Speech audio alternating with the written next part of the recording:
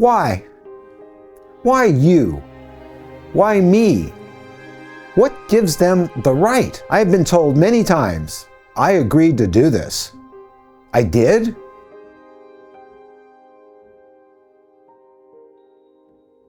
The CIA, the NSA sent me emails saying I had agreed never to speak about this stuff. I did? I have no recall of that. Where did they get this idea from? The tall white was annoyed by Yvonne and my working with her, and it didn't want me to remember the things that happened to me. Why? Why not?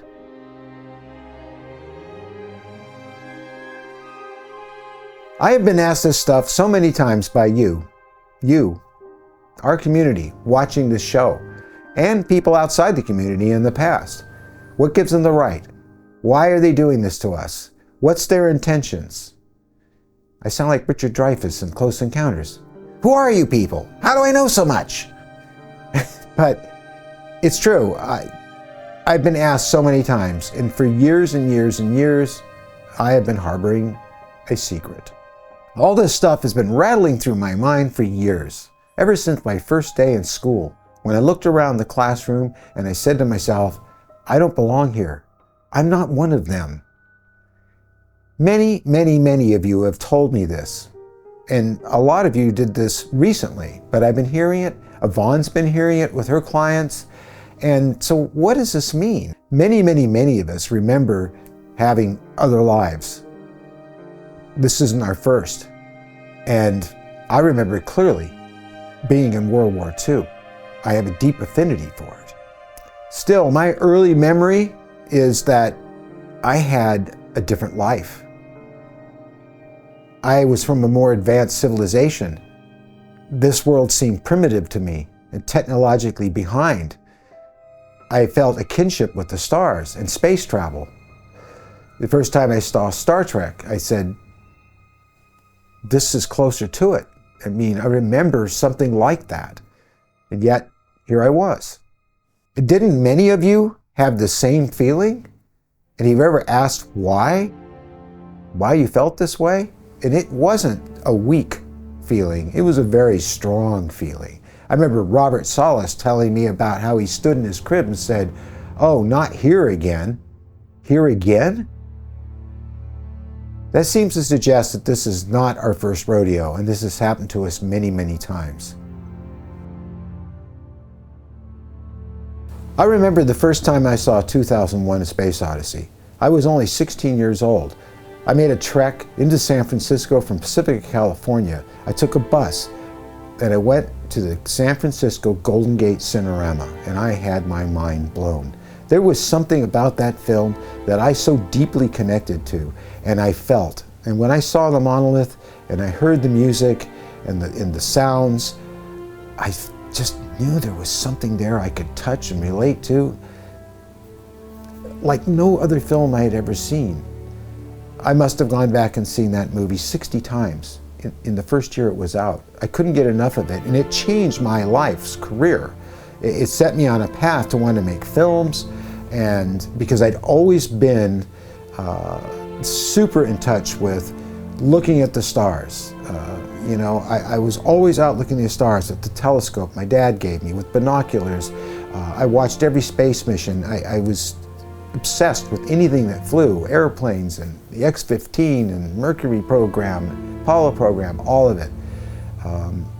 There was something about spacecraft and going into space that felt so natural, and it was like something I knew somehow I had done before. Impossible, right? I'm just this human living on Earth. This is, according to science, my first and only life I'm ever going to have, right? The Dawn of Man sequence really, really fascinated me because I had a deep interest in evolution, the evolution of our species, of the human species. And so I had done a lot of reading about that in high school and growing up, and was just really, really fascinated with it. And of course, later on when I became a special effects makeup artist, one of the first things I did was recreate Planet of the Apes. That movie also had a big effect on me because when Taylor's character got to the planet, he was reduced from being someone from a very civilized and, well, not exactly civilized, but a very advanced race of beings that were able to achieve space travel, better yet, the speed of light, and go to another star system, only to have all that technology and everything stripped away from him and being hurtled down in a field as only a mere animal to the apes that were there in that world. Feel familiar at all? It did to me. And there were plenty of other movies I saw too that just where people were turned into animals that just, you know, I mean, Pinocchio. I mean, those kids being turned into donkeys absolutely freaked me out when I was a kid. That was more terrifying than any horror film I ever saw. You know, The Thing was a joyride compared to that. Why? I think I know why. It was amazing that later on I got to make this. This is a replica of Moonwatcher. And you'll remember Moonwatcher. He's the guy that got to throw the bone at the end, and the bone tumbling up into space became a nuclear weapon in orbit. This has a full set of choppers in it. The mouth can open and close. The lips can move. I can't get it open right now on camera, but kind of. And this fits me perfectly, and I wore this, and it was just this amazing experience to become this being that I watched so closely on a huge screen when I was 16 years old. Then there's this guy. Remember him at the end of 2001? This is an accurate reproduction of the actual model that was used in the show. Of course, it had lots of effects on it. It was behind a sphere, and it was used wide-angle lenses and everything else, but this is an accurate reproduction of the actual Star Child. It's even accurate to the size of the model that was made, and it's all hard plastic. And I did a sculpture of this and made a mold just like they did and reproduced it. But look at this. Dave Bowman sees the monolith in his last breaths of old age, and he becomes this. Think about that film. Think about that film really carefully, because, you know, if this doesn't look like a hybrid, I don't know what does. It was the next step in evolution. So this has all had a profound effect on my life and a familiarity that I feel I can explain today, because that movie was sort of a blueprint for what I think has really been going on. We have been visited since the very early days of the dawning of our civilization. Back in the 70s, I went to a psychic fair, and I met this lady there, and she did a reading on me. She sat at a table. There was no crystal ball there. There were no crystals. She was very plain. She was very pretty, no makeup, very quiet, and she took me by the hands, and she closed her eyes. And her eyes popped open like this. She said, "You don't belong here." Just like that. Now, I had never met this woman before. She didn't ask me any questions about myself. She really didn't have much time to even look me up and down and kind of read me. Not that I was dressed in any way that would have, you know, made her have that cue. She went on to tell me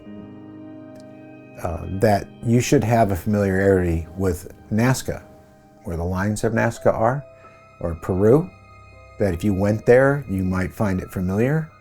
And this was curious because I really didn't. But then she told me what she saw while she was holding my hands. She said that I was standing outside of a spacecraft on the ground, and there were other spacecraft around, small ships. And I was very proud of my ship. And suddenly, all this fire erupted from the sky, and it started coming down directly at me. And she said, the ground cracked open, your ship went under, you went under, and you've been here ever since. I didn't know what to make of that. I mean, I always felt like, you know, gee, I don't belong here.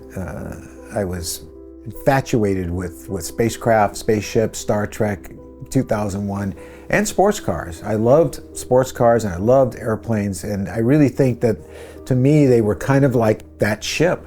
My sports cars were my nobility. As Timothy Leary once said to me, mobility is nobility. I always loved that expression. But that was my, two-dimensional spacecraft. I could take anywhere I wanted to be, and it was my freedom. And to this day, I have a sports car, a two-seater Roadster from the 60s. But I also loved airplanes and anything like that. I'm still trying to get my own airplane. The flood kind of set me back from that, and I better hurry up because I'm not getting any younger. Now, what I'm about to share with you is wild, so hold on to your hat. This is crazy. I mean, if this experience isn't crazy enough, and you all tell me, and I tell myself too, I'm just like you. This is what I know. At least this is what I felt and kept to myself for all these years. You know how you don't feel like you belong here? Well, I remember being told that we were deliberately placed here. That's right. The best way to learn from us, to understand this culture, this species, the human race, Homo sapiens, was to become one. And this is where the phrase, "we will emerge from within you," comes from. You've heard it before. You've heard other people emulate that expression. And I wondered, what do they mean? What better way, really, to explore a civilization and a race such as ours than to become us? But in order to do this, we had to agree to it, be placed down here directly into the womb of mothers like mine, and be born into a world with no memory of who we were or where we came from. But yet, many of us did have that feeling that something wasn't right, that we were removed from a more advanced civilization or a more advanced technology. We had this kinship with the stars and all things that was space and flying saucers and planes and everything. And it seems that it's all come from this.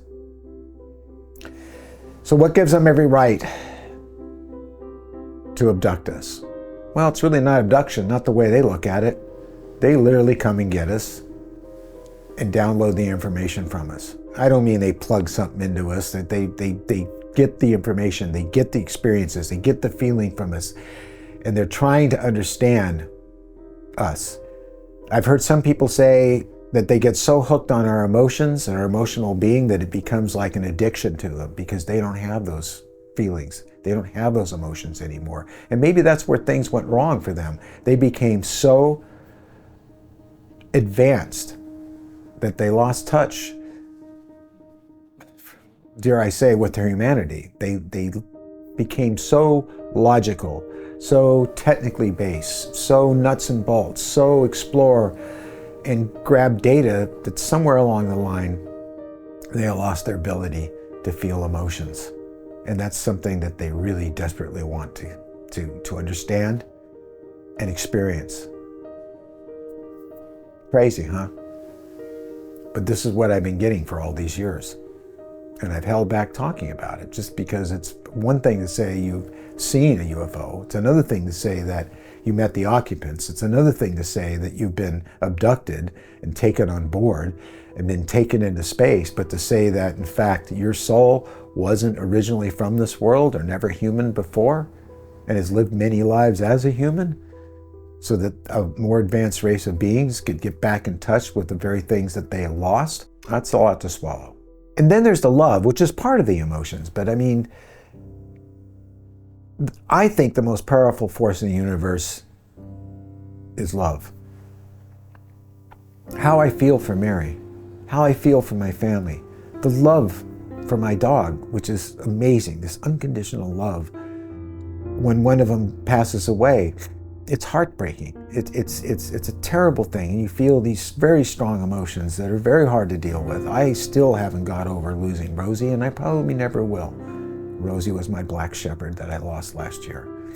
But for all the space travel, for all the technology, for all the things we can learn about the universe, the thing that I think is most important is how we feel about each other, the love we have for each other, the way we will sacrifice our own lives to save someone we love.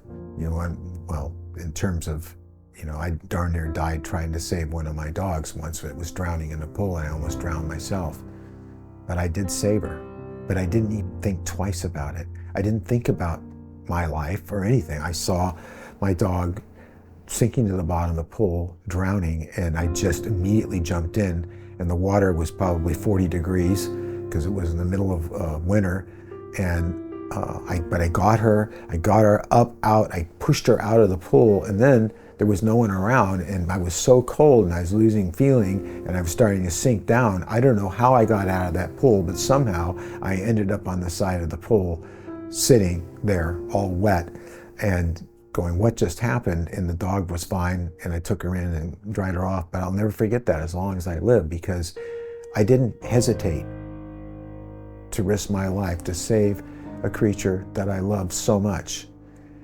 And that is the most powerful, the most meaningful thing in any civilization, any beings, any creatures, any alien, any human being's life that there is, to me.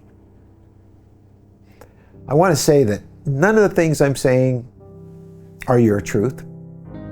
I can't prove any of it. I don't care about proving it. I'm just sharing it with you. But it's not gospel. It's not the truth. But it's my truth. It's what I know and what I feel. And it's so moving and important to me. I felt I needed to share it with you. I needed to say, hey, that whole bit about we will emerge from within you, I think that's what it is. We were them, and now we're here, and we're in these bodies, and we're in these lives, and we do feel those emotions, and we have discovered one of the greatest discoveries in all of existence, and that's love. We can never go home again. I can never go home again. I'm sorry if I sometimes speak for you. I don't mean to, but I can never go home again, because being here and feeling the way I do and knowing what I know is a wonderful state of being, and I would never trade it for anything. Despite all the problems, all the trials and tribulations, all the gauntlets we've all been through, all the loss, all the joy, I wouldn't trade it for anything in the world. But I will say in closing, I miss space travel. So I am hoping that we will stop making war with each other, work together, like in Gene Roddenberry's world, and explore the stars, and go out there and find new worlds and new civilizations, and make contact with them, and share what we know with them and what they know with us.